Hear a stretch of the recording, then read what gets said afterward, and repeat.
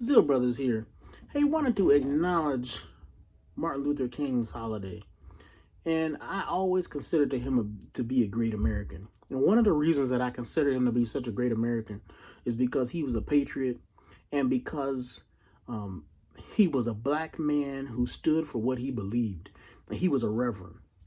And even though he had his own character fallings, and we could point that out, right? People like David Carroll have constantly pointed out some of the failings that he had, and he did have some failings. He wasn't a perfect person.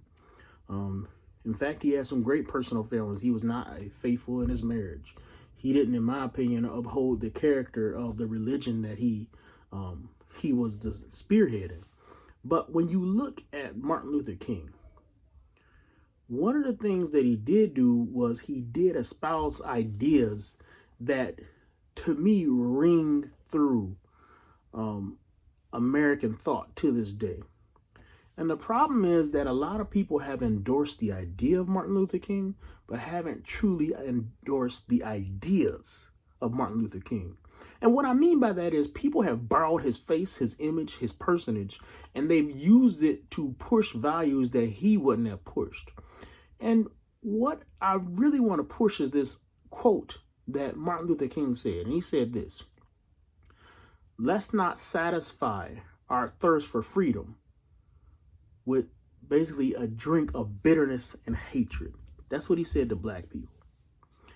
And when I look at the black civil rights movement, particularly the Black Lives Matter movement, and many on the black left, I see people who have gone against their hero, Martin Luther King Jr.'s words.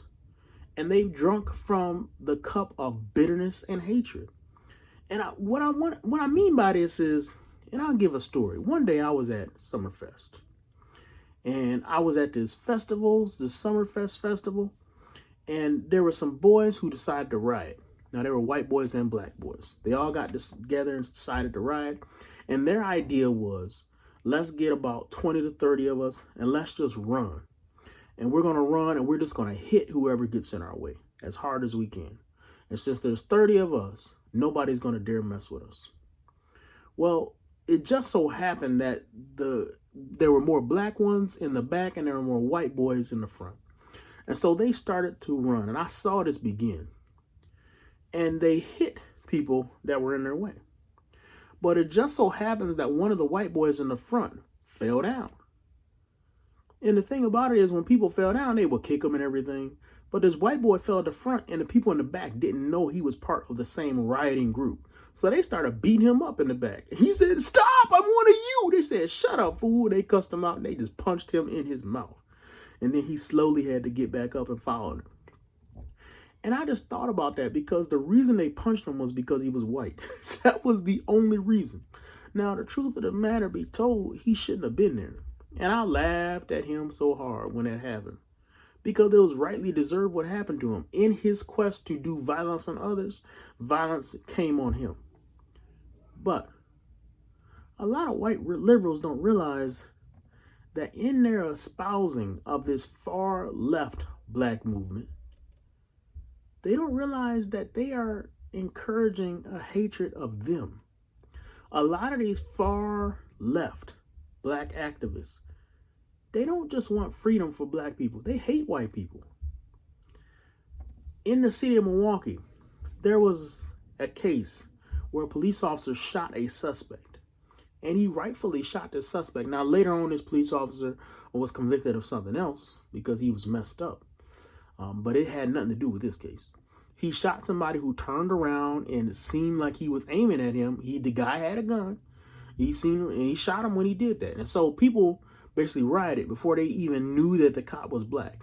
And they were just dragging white people out of their cars and beating them. And I have to say, what does that accomplish? This is the Black Lives Matter movement. And I know a lot of people don't want to talk about the Black Lives Matter movement, mainly because it has become politically toxic, but it is still there. And the ideas that espouse are still there. And that's why we have people like this Darrell Brooks who will go through a crowd and run people over. I later found, even in my own group of people I know on Facebook, there was one black woman who's called him a hero because he mainly killed white people. I just thought that was horrific that somebody would say that in public. It'd be bad enough to think it because you'd be a terrible person if you just thought it. But to say it, the gall to say it, means that you expected that other people would endorse your comments or at least think it's funny. And I just can't imagine that somebody who was a Muslim would get killed and people will be like, well, good for them. And everybody would just not say anything. I just can't imagine having the gall to even joke like that. But this person said that in public.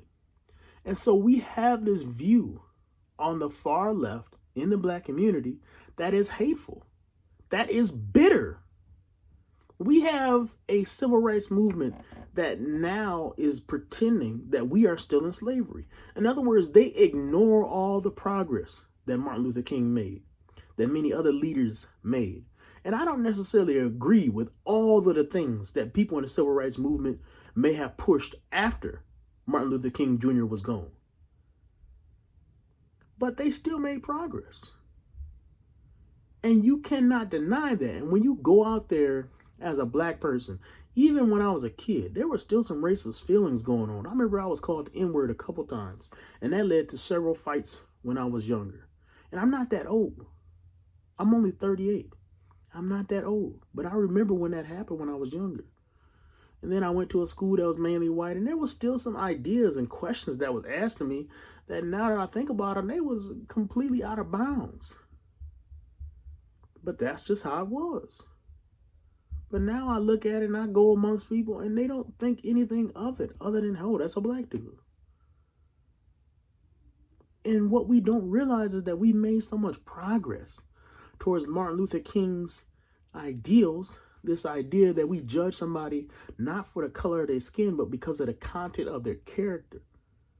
But we have now come full circle where we have black people who are pushing racial hatred and race wars.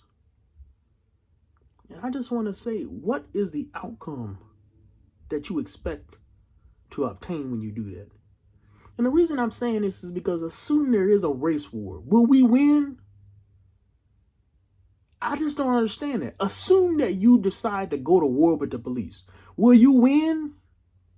Have you thought this through? And so we have a disingenuous movement where we pretend that progress was not made that was made, where we lie, where we take opportunities to riot when we can, when what we call a march for justice ends up being a robbing and looting a Walmart. We got to stop that. We've lost the dignity of our cause. I just can't help but be filled with pride when I look back on old videos of people marching with MLK. And I'll say to myself, man, look at those black people. Those are some proud Americans. Those are some proud human beings. I want to be like them. That's what I thought when I was younger. I want to be like them. Yeah, they went through some crap, but man, those were some heroes. Look how dignified they were. Look how much monsters the people who opposed them look like. That was their goal. That's what people miss. Their goal was to portray their opponents as monsters by contrasting their dignity, their honor, with the violence and hate of their opponents.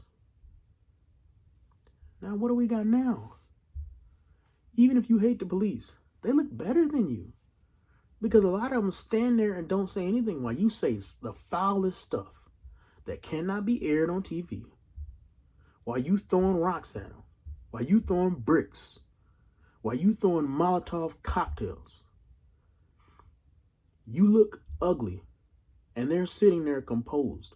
Who's the one who looks like the monsters? And who's the one who looks dignified? We've lost our moral foundation. And I believe the main reason we've lost it is because we have lost the black church. We've lost the black church, guys. The black church was one of the ones who generated this great change, this great end to segregation. The black church was the ones who kept the flames of hope alive so long in the black community. When it didn't seem like there would be hope, people would go to a church service and they would know that their family was important. They would know that marriage was important. They would know that their God still valued their black life, their black skin. They understood that. And now we've abandoned that. We have this atheistic, Black Lives Matter, lesbian-led, transgender supporting movement that is no longer has any relation to the civil rights movements that we saw in the 60s. So I implore black people, wake up. Wake up. Because this movement that is said to be in your name is not in your best interest. And you need to deny that movement before it's too late.